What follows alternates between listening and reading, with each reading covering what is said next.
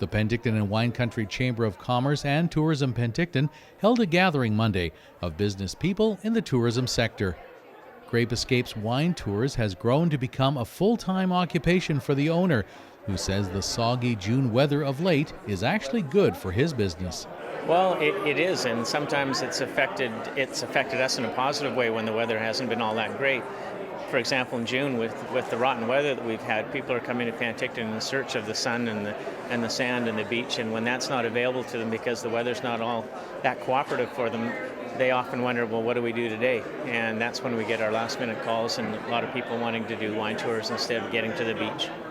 Besides picking up and returning vacationers to their hotels, Grape Escapes certification allows them to provide detailed commentary on area agriculture and wines, a deeper experience today's visitor is looking for.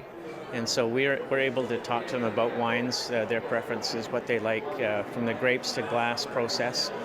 We give them a little bit of a geography lesson, a history lesson of the BC wine industry as well. So we give them all kinds of tidbits of information.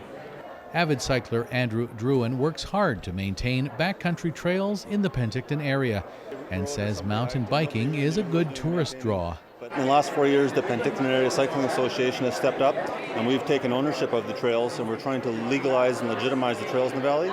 We've signed land use agreements with the Crown. We've signed agreements with BC Parks, and we're legally maintaining trails above the Skaha Bluffs now. Druin says government help is still needed for improvements beyond what private citizens and business can provide. If we can get government support at any level for what we're doing and enhance the trails to the point where they're safe, they're signed, people won't get lost when they go in the bush, that draws people. And every community that's sunk money into that over time, be it a long-term project or whatever, they found that, yeah, that does generate tourism.